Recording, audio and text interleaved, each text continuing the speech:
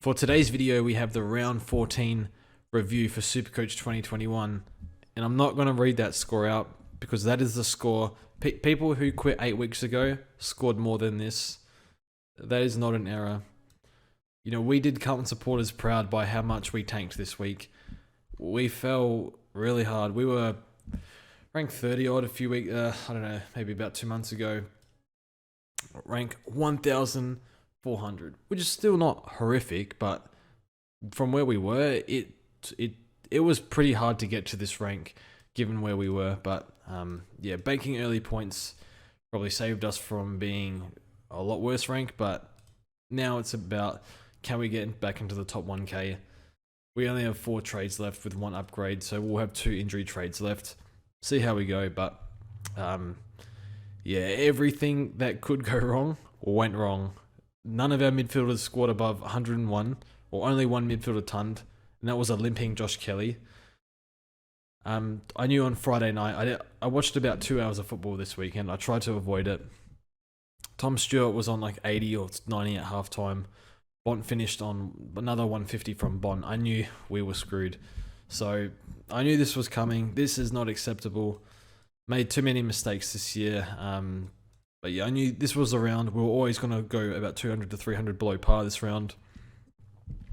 Given that we traded poorly and yeah, just our plays didn't perform as well. And we butchered our captain as well. Captain scored 90. So yeah, it happens, but it was a good to reflect on this week and just to think, you know, all the mistakes that I made this year.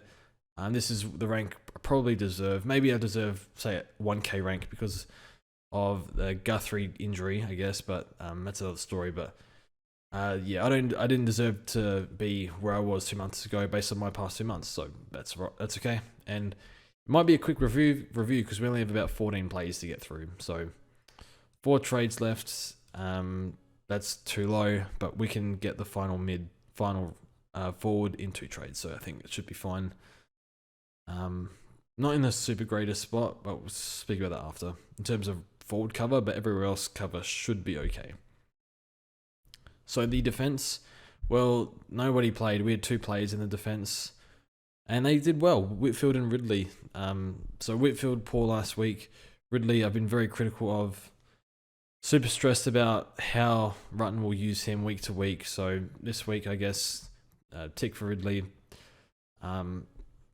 And then yeah, Whitfield 126, we take that. But like Whitfield's ownership top, I assume people that are still playing, he's 95 to 85% owned. So it's like, it doesn't really matter, I think. Don't ask me how Fife got here. We wanted Briggs, we couldn't afford it. The reason why we did this, which is stupid because we only had 14 playing, but after getting Guthrie a few weeks ago, purely like we had the choice, Guthrie, Bont, Lions. We're never going Lions over Bont, but because of our buy structure, we went Guthrie. I said that I'm not going to get compromise on players for the most part based on buy round or whatever. So I was like, I want certain players. I don't want to compromise my players just for an extra rookie score this week. So missed out. I mean, we couldn't get to Briggs anyway, so it's whatever. But yeah. Anyway, also gives us swing with Bianco, but it was just not the round to do it. It just happened to be, I couldn't really, I don't know, I sat there for half an hour trying to figure something else out, and this is the disaster I came up with, so that's fine. Okay, so the midfield, look at this. It's 93. Our captain was Merritt, by the way. 93, 71, 88. It's 97, 50, 20. We don't have Neil or Bont. They're going to slaughter us every week. No Zorko, no Mills, no Stewart. They're probably all top 3 in their position. So we'll see how. I'm not sure with Neil. Maybe Neil. Yeah, he looked good though, apparently. Didn't watch because didn't want to watch football this round. But yeah, like McRae or whatever, 35 touches. Like, unbelievable pick. McRae, that's fine. Guthrie. 5 contested possessions for Guthrie. That says to me that he's still getting over that. Maybe he was just a little rusty. He was playing the Dogs mid, so he was probably a trade, but there's every chance he just needs a bit more time. So given what the other 600k mids are doing, and this is the one I picked, and we've gotten a 99 and an 88, and then 3 donuts from him. 3 rookie scores of 50 to cover him. It's been a catastrophe. But we'll just move on. Brought in Josh Kelly. I said for the past 2 weeks, if you're low on trades, don't bring in Josh Kelly.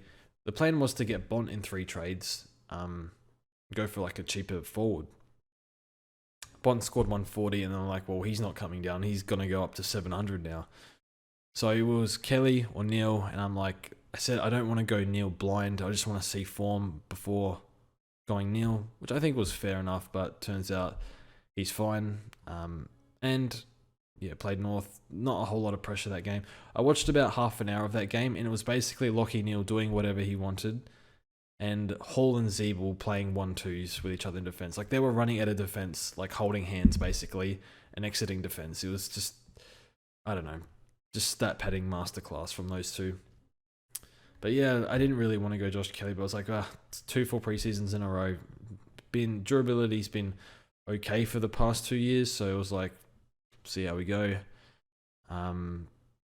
Rolls his ankle in the first quarter, so I guess you can't complain whatever happens with Kelly because you picked Kelly. So yeah, anyway, Zach Merritt, our captain. Forgot that Shields tagged him in the second half of round 1, but the thing was, like, I didn't want to take McRae 97, who was our vice captain, but what else was I supposed to captain? Like, it was Josh Kelly or Merritt, and I actually said to myself, I can't bring myself, like, this week, our week is going so bad that if we captain Kelly, he's going to get injured, which is what happened. Wasn't a bad injury, but luck-related injury, but it happened. So, Zach Merritt, 93. I mean, like, we're never going to captain anyone in the forward or back line, so it was like, maybe Hall, but I guess we feel like we didn't do too bad there, but because our options were so limited. But yeah, we get all our plays back next week, so it should be a bit better. Sam Walsh got the board. When I brought in Sam Walsh for 580k, I knew, first of all, he's a 20-year-old, but remember last year, the back half of last year, I think he went 120, so it was like, he could be like I know he's only 20, but he could be anything, Sam Walsh, but the attention was always coming with Walsh because I feel sorry for Walsh because he goes to the centre square, he's got Cripps who's cooked on one side, and he's got Paddy Dow on the other side of the centre, on the other side of the circle. And I'm like, this guy needs to be freed to go to another club, like, honestly, but I don't know. Feel really bad for Walsh being drafted to Carlton. I just hate Carlton, just always have, but yeah. I guess Crows supporters and Crows, given what's happened at the draft table, Crows and Carlton kind of hate each other, so that's probably the main motivation for that, but yeah. He got the board, nothing else to say. Oliver gets the board in 2 weeks. Who do the Giants play this week? Play Hawthorn, I think. Awesome. Josh Kelly's going to get the board. Forgot about that. No, not Josh Kelly. What am I saying? Same team. No one's getting, maybe Tom Mitchell. That'd be good for us. Yeah. And then Brayshaw. The plan was always to trade Brayshaw in the buys, but then when Impey, we'll speak about Impey in a second, when Impey's break-even got out of control, and then the pick was kind of on a knife's edge. It was like, well, if you're going to get rid of him, it sort of probably has to be this week, unless it compromises an upgrade, which it would have, because as you can see, we're really tight for money. So I got rid of him, and that meant we couldn't trade Brayshaw, so that's fine, it happens. Maybe we should have just traded Brayshaw to Kelly, and then not traded Impey. I'm not sure. We'll see. In the Rucks, well, we traded Zach Smith. He's made about 60k. Been a little disappointing. I think he had a ton of clangers. So he had 13 contested, first man in the world to go 13 contested possessions and score 56. So I don't know. But he's Zach Smith. He's not a star ruckman. I was hoping he can get to 300. I think in 2 rounds, it's break even at 31. He should be able to get there. He gets 270, so we'll see. And then the forward line, as I said before, Hall and Zeeble were stat padding. Dale, really disappointing. I always liked Hind over Dale, but Hind got moved half forward, so it scared me off. And then Dale went forward, so that was fantastic. I thought, because I knew Dale went forward for a little bit at some stage this year. It was only about 10 minutes. But I thought, okay, they got English, they got Norton, they got Bruce. They don't need him forward. They can't even fit Jamara. Who knows what's happening with Jamara at the moment? It's still developing. So how are they gonna like fit him forward? But I think Bruce was sore, and then Norton got injured. So, oh man, I hope they don't use him forward next week. Maybe they bring someone else in. Not sure what happens with Norton, but yeah, it happens. Dusty didn't play. Brought in Toby Green. I can't believe I did this, but I've always hated Green as a starting pick, but I've always wanted him in the back half of the year because I know he can turn it on. If he gets moved to the midfield, which he won't, but if he does, he could be F1. But yeah, scored really well, played Carlton. I think the Giants fixture, I think they play Melbourne and then Geelong and then everything else, play Richmond as well, but Richmond league points. So everything else is just a Giants. The Giants fixture is a complete joke. So that's why we got Green and Kelly. Last year it was a complete joke and the Giants fell apart. So hopefully the same doesn't happen again, but we'll see. But yeah, Toby Green. So yeah, first quarter, I was watching the first quarter of this game. Josh Kelly rolls his ankle. I'm thinking, here we go. And then Toby Green tries to trip someone. I'm like, I thought, is he really still going to do this? I thought like it's been like a year and a bit since this has happened. He's captain now. I don't know why I thought that would change. So he missed tripping someone. So I was like, fine. Third quarter comes. What does he do? Gut punches someone. I'm like, great. I think Zach Merritt got suspended for a gut punch like last year, I think. But that was because he broke his ribs or something, bruised his ribs or something like that. Then he touches an umpire. I'm like, oh my God, Toby Green. Why are you doing this for?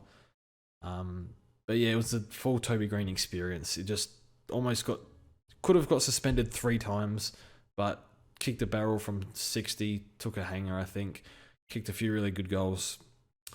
And then after the game, what does he do? He says, they interview him, and Toby Green says, I don't know, he says, I'm not going to stop. Basically, he said, I'm not going to stop changing the way I play. I can't promise I won't gut punch someone again.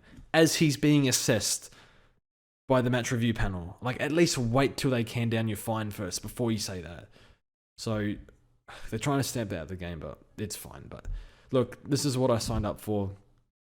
Toby Green had a full preseason this year, so that was a big reason. I don't know why I'm so obsessed with full preseason. Doesn't really matter as much as I say. I'm not sure, but that was a major reason why Toby Green full preseason looked really fit when he was playing. Loved the way he played last week, and yeah, played really well this week. So this week, Hawthorn at Giants Stadium. I don't even know if I trust the Giants to win that, but it shouldn't be too difficult. Hawthorn aren't very good. But yeah, so that's the team. So that's the finished team, basically. And I think, now here's the dilemma we face. We can either we could grab Harry Mackay this week if we wanted, in 2 trades, Zach Smith and someone else.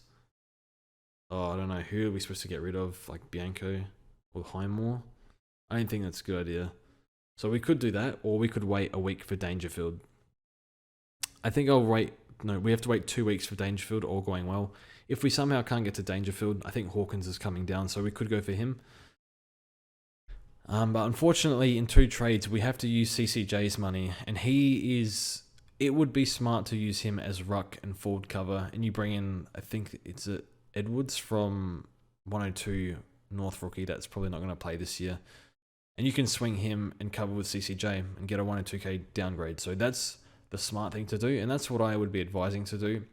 However, I think we're just going to bet that we somehow get a forward cover.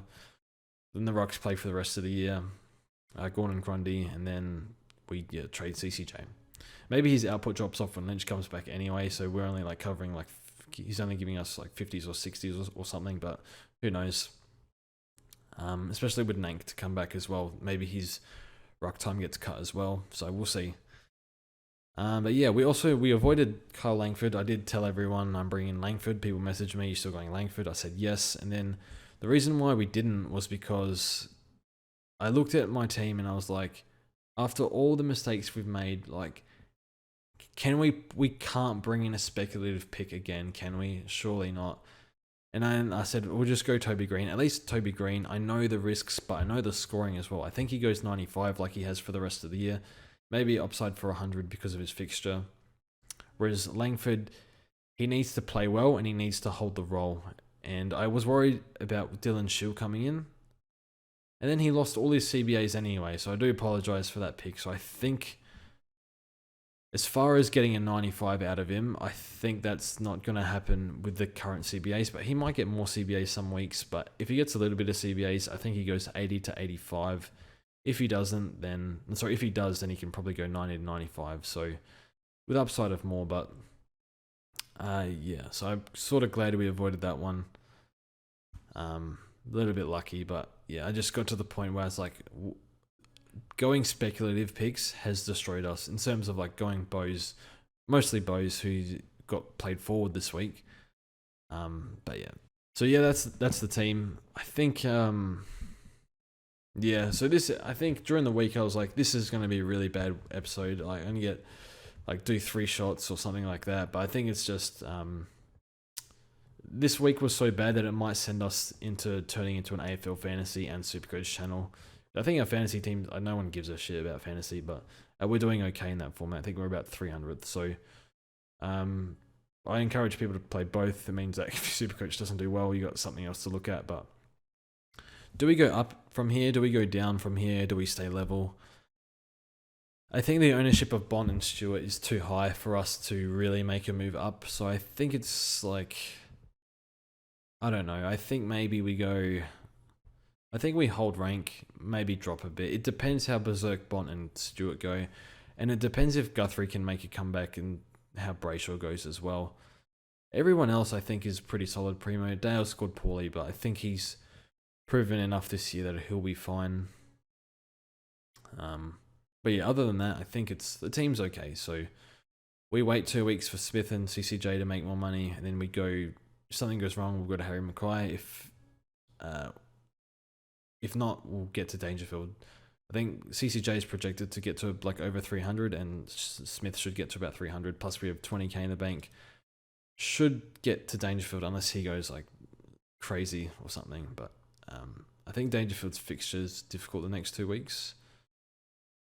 No, Brisbane sort of difficult, and then Essendon not too difficult. But anyway, thanks for watching the video, and let me know how you went. Leave a question for Q&A video, and we'll see you guys next week.